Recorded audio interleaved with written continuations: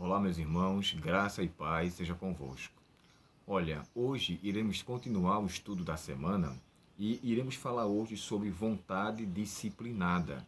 Como e da maneira, qual é a maior maneira que devemos disciplinar a nossa vontade, ou seja, colocar ela sob uma submissão de uma vontade maior. Para isso, precisamos nos conhecer e também sabermos qual é a vontade de Deus para conosco. Em suma, aqui eu queria tratar com vocês de uma questão que envolve sentimento. O que significa sentimento? Sentimento significa o ato de sentir ou desejo por algo que está dentro do coração e externalizá-lo de alguma forma. O que eu entendo de sentimento é o que, lamentavelmente, em alguns casos, as pessoas estão muito mais preocupadas com aquilo que vão sentir.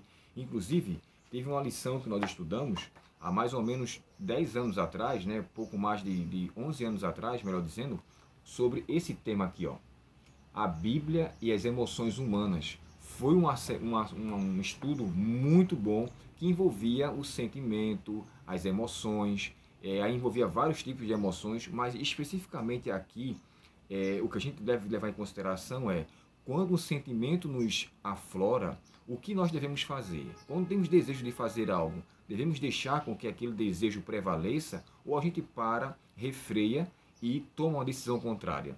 Aqui na lição, nós temos pelo menos três personagens que é dito na terceira pergunta.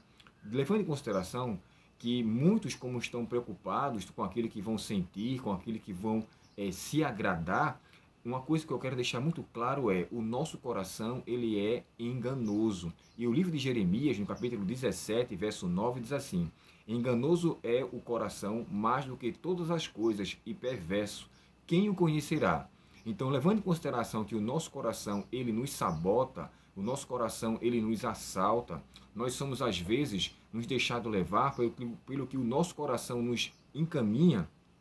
Precisamos ter a percepção de que aquilo, na verdade, não deve controlar todo o nosso ser. Logo, o nosso coração sendo enganoso, a gente tem que ter muito cuidado se nele está sendo alimentado ou colocado coisas que não são favoráveis para um reto viver. E aí, a gente para e pensa em relação ao nosso coração, pautado pela Bíblia Sagrada. Nem tudo aquilo que eu estou sentindo ou desejando deve de fato ser manifesto.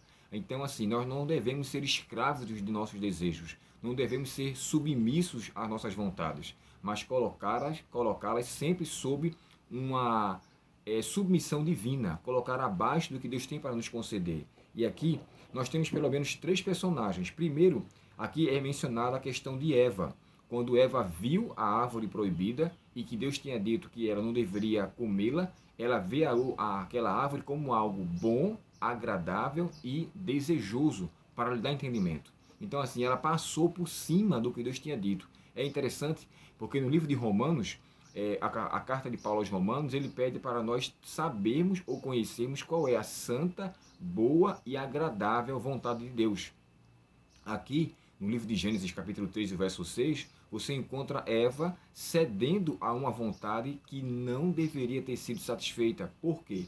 O inimigo tramou aquela situação, despertando nela um interesse, a fim de que aquele interesse ocasionasse uma situação adversa ao que Deus tinha dito. Em seguida, nós temos a pessoa de Davi. Davi também, quando ele estava em seu palácio, e em um momento em que os reis iam para a guerra, ele ficou no terraço do seu palácio.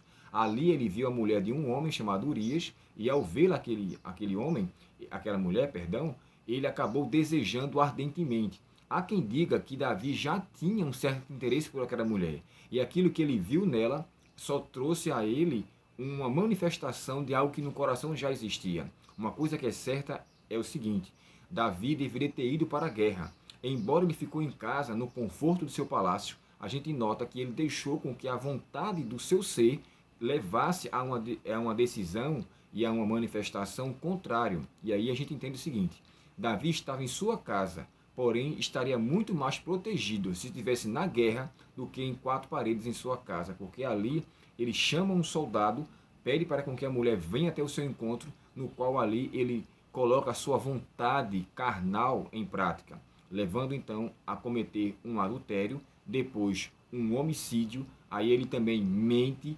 Enfim, Davi cometeu uma série de problemas, série de erros, devido a uma vontade que não foi controlada. E aqui eu peço até a todos nós, né, que a gente tenha o cuidado com o que a gente vem ter querer ou vem querer realizar. Não devemos ser sujeitos aos nossos desejos. Né? A Bíblia diz assim, ó, agrada-te do Senhor e Ele satisfará os desejos do teu coração. Primeiramente, nós devemos colocar nossa vontade sob a vontade de Deus, para que ela de fato venha estabelecer em nós aquilo que Ele mais quer manifestar para a honra e glória do seu nome e para o nosso deleite espiritual. E o outro ponto, o outro personagem que ele fala aqui é de Pedro. Quando Pedro agiu de uma maneira desrespeitosa para com os gentios, quando ele está ali em Antioquia e recebe-se até então algumas pessoas que eram judaizantes, né, que eram colegas e parentes de Tiago, provavelmente, e quando ele recebe, para ele ser uma pessoa bem receptiva, ele se afasta dos gentios, para com que ele não seja mal visto. Ora, Pedro, como nós sabemos, ele teve uma visão no capítulo 10 de Atos, onde Deus demonstra para ele um lençol cheio de animais. Claro que aquilo ali não tem a ver com o alimento em si, mas era com Cornélio, da qual ele iria recebê-lo, e através do recebimento, por Cornélio ser gentil, ele não considerar Cornélio como imundo, assim como o lençol foi manifesto. Posso até em um outro momento falar sobre essa visão de Pedro que Deus coloca a ele no capítulo 10. E no capítulo 11 ele então dá ali uma explicação sobre isso. Porém, nessa carta aos Gálatas, Paulo é discriminado, ou melhor dizendo, ele como é que eu posso dizer assim, repreendido por Paulo, porque Paulo trata os gentios de forma indiferente, porque os judaizantes estavam chegando. Então, assim, se eu estiver próximo de um judeu, de um gentil, eles vão me ver de uma forma gentílica também, ou seja, eu vou ser visto de forma contrária, ou seja, eu vou ser mal visto. E em meio a essa situação, Pedro, em vez de agir pela razão, agiu pela vontade do momento, se afastando. Isso eu posso dizer a vocês um exemplo. Eu estou no meio de pessoas que estão, conhecidos meus, que estão fazendo algo de errado. Não estou fazendo, mas eu fui ali para falar com eles. Então chega um povo que é da minha igreja, perdão, e então eu vou me ausentar para com que eles não vejam, causando constrangimento com os colegas que estão ali presentes. Eu tive um propósito de ir até ali, e o propósito eu sei qual foi, mas por causa dos adventistas que eu estou vendo, e para não ser mal visto, eu vou me afastá-los dele, para com que eu saia bem na fita.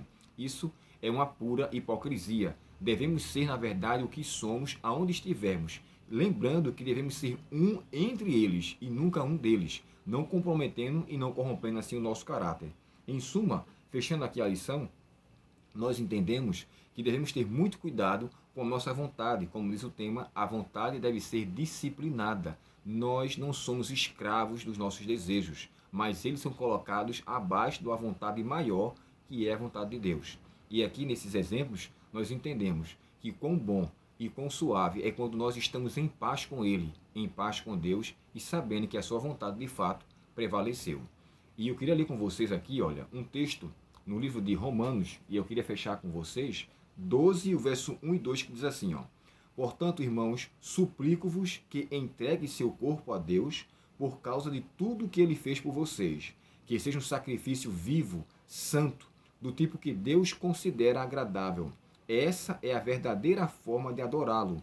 Não imitem o comportamento e os costumes deste mundo, mas deixem que Deus os transforme por meio de uma mudança em seu coração, em seu modo de pensar, a fim de que a gente possa experimentar a boa, agradável e perfeita vontade de Deus para com todos nós. Que essa vontade prevaleça e que Deus coloque sobre mim e sobre você uma vontade disciplinada, uma vontade que pode ser repreendida, mas nunca alimentada por um coração mau, perverso.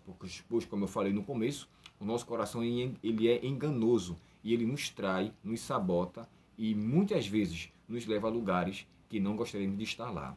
Oremos ao Senhor e peçamos a Ele a sua bênção para conosco nesse estudo de hoje.